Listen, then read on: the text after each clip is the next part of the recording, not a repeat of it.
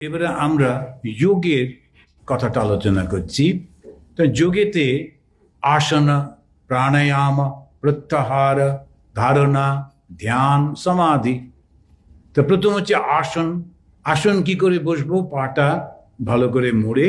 আমরা ঠাকুরের যদি ছবিটা দেখেন, প্রথম দেখবেন বাঁ পাটা মাটিতে, লেফট লেগটা মাটিতে, রাইট লেগটা লেফট লেগের ওপর, থাইয়ের উপর নয়, লেফট লেগের ওপর রয়েছে। তখন কি হয়, একটা চৌকো ভাব আসে শরীরে, আর বসতে সুবিধা হয়।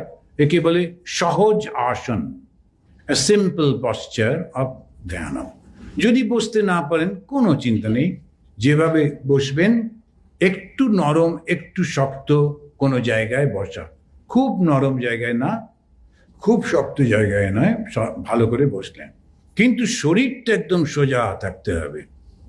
প্রণবধনু সরো আত্মা ব্রহ্ম তল্লক্ষ্যমুচ্যতে, এর উপনিষদ বলছেন।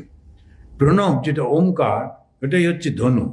তো শরীরটা সেই প্রণবের মতো, তারপরে ব্রহ্মটা হচ্ছে সেই লক্ষ্য, ওখানেই আমাকে তীরটা মারতে হবে। তো তীরটা কি? আমার আত্মা। এইটি করে মনে করছেন, সোজা হয়ে বসলেন।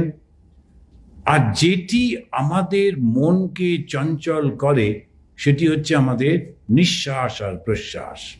তো সেইটাকে কন্ট্রোল করতে হবে। সেই জন্যে আমরা যখন প্রাণায়াম, প্রাণ মানে হচ্ছে ওই বায়ু, আয়াম মানে সংযম, কন্ট্রোল, গভীরভাবে নিঃশ্বাস নিলাম, নিয়ে মাথা থেকে ঘাড়ের মধ্যে দিয়ে, হাতের মধ্যে দিয়ে, শরীর দিয়ে, পায়ের পাতা পর্যন্ত ওই অক্সিজেনটা চলে যাচ্ছে, energising our body and mind. এইটা আমরা 3 বার করতে পারি ওমকারের সঙ্গে। যখন আপনি ওমকার করছেন তখন এটা ভেতরে যাচ্ছে, সারা শরীরে ছড়িয়ে পড়ছে।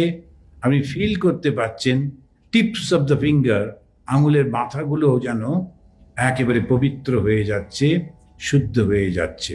3 বার করব। ও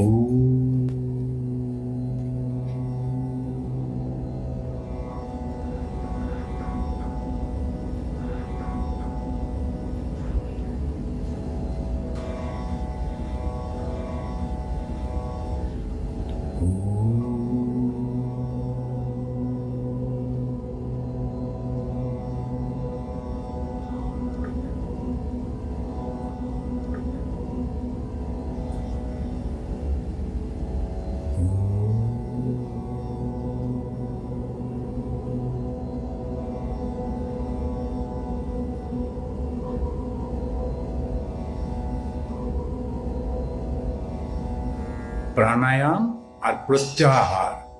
প্রত্যাহার মানে আমি আহার করব না। আহারটা কি? ওই যে পঞ্চ আহার, সেই আহারটা আমি বন্ধ করে দিলাম। কি করে? ধারণা। এই ধারণাটা খুব ইম্পর্টেন্ট। ধারণা করব। ধারণাটা কি করব? এইবারে আমরা একটু কল্পনার সাহায্য নেব।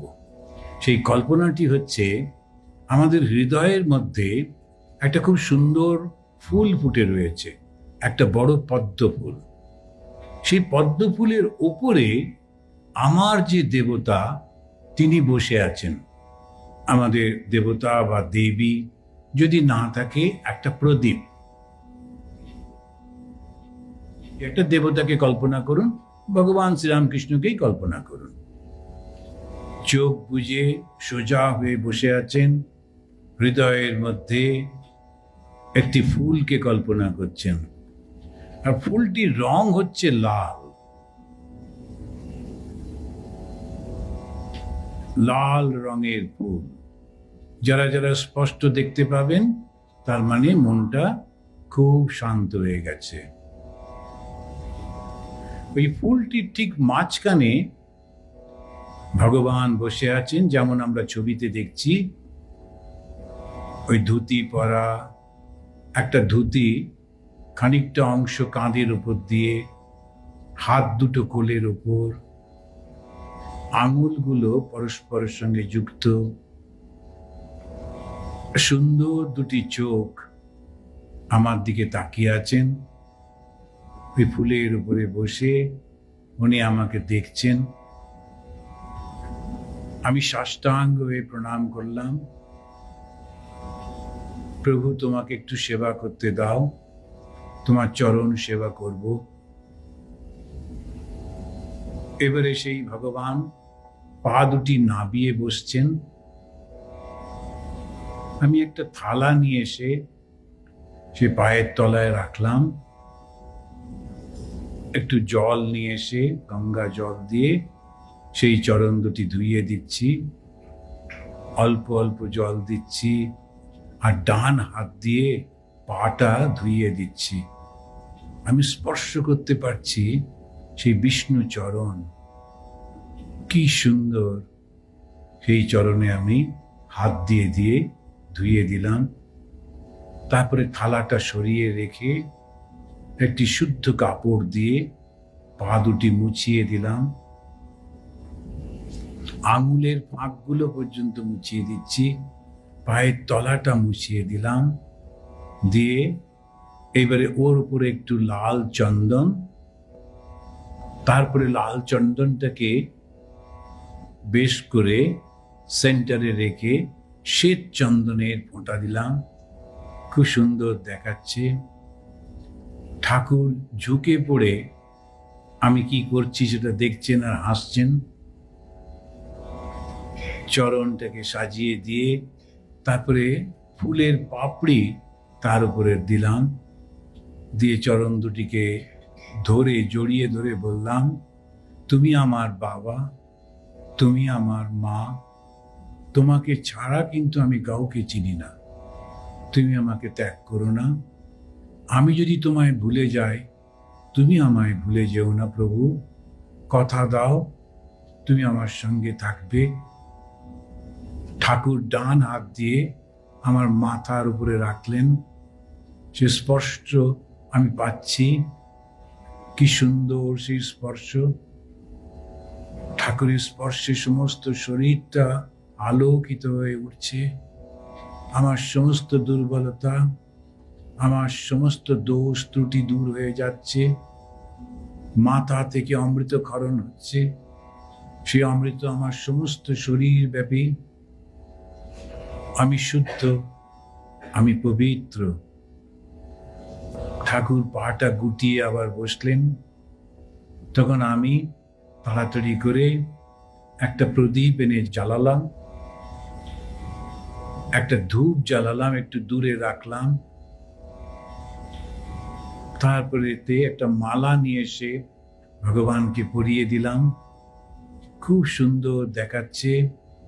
সাদা ফুলের মালা, ঠাকুর সাদা ফুল খুব পছন্দ করতেন, কিন্তু মাঝে মাঝে হলদে আর লাল দিয়ে সে ডেকোরেশন করা, ঠাকুরের গলাতে বেশ মানিয়েছে। থেকে হাতে দুটি ফুল দিলাম, ফুলটা নিয়ে নেড়ে চেড়ে দেখছেন। আমি একটি থালাতে কিছু ফল, কিছু মিষ্টি, জিলাপি নিয়ে এসে হাঁটু গেড়ে তার সামনে বসে তাকে ধরে বললাম, তুমি আমার হাত থেকে কিছু গ্রহণ করো। তুমি আহার করলে সমস্ত জগৎ তৃপ্ত হবে। তস্মিন তুষ্টে জগৎ তুষ্ট। তুমি আহার করো প্রভু। ঠাকুর উজ্জ্বল বসে আছেন, কি সুন্দর স্পষ্ট দেখতে পাচ্ছি তাকে। তার সেই চরণ দুটি, তার সে হাত, তার মুখ স্পষ্ট দেখতে পাচ্ছি। তিনি একটু জিলাপি ভেঙে মুখে দিলেন, খুশি হয়ে বললেন, আমি তুষ্ট হয়েছি। আমি একটা বাটি করে জল দিলাম, তিনি অল্প করে হাত ধুলেন, আবার একটা কাপড় দিলাম, হাতটা মুছলেন, মুখটা মুছলেন। তারপরে আমি তার আবার কোলের উপরে মাথা রেখে বললাম, আমাকে তুমি মুক্ত করে দাও প্রভু, আর আমি এই জগতে থাকতে চাই না।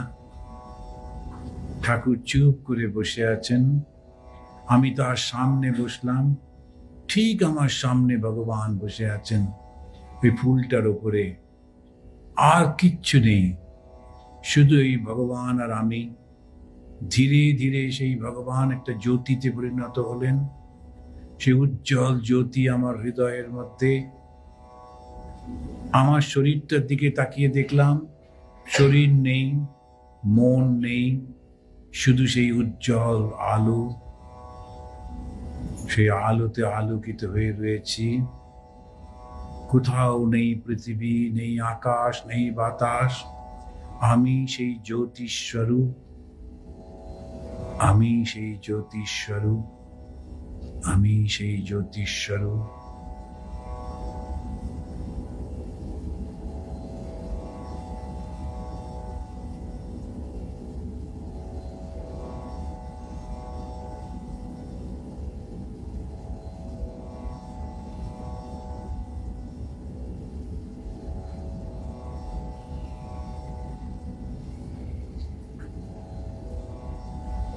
ओम शांति शांति शांति। हरि ओम तत्सत्। श्री राम कृष्ण अर्पणमस्तु।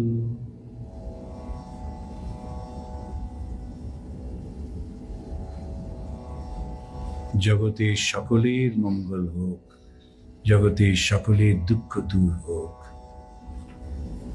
সবাই আনন্দে থাকুক, সবাই সুস্থ থাকুক।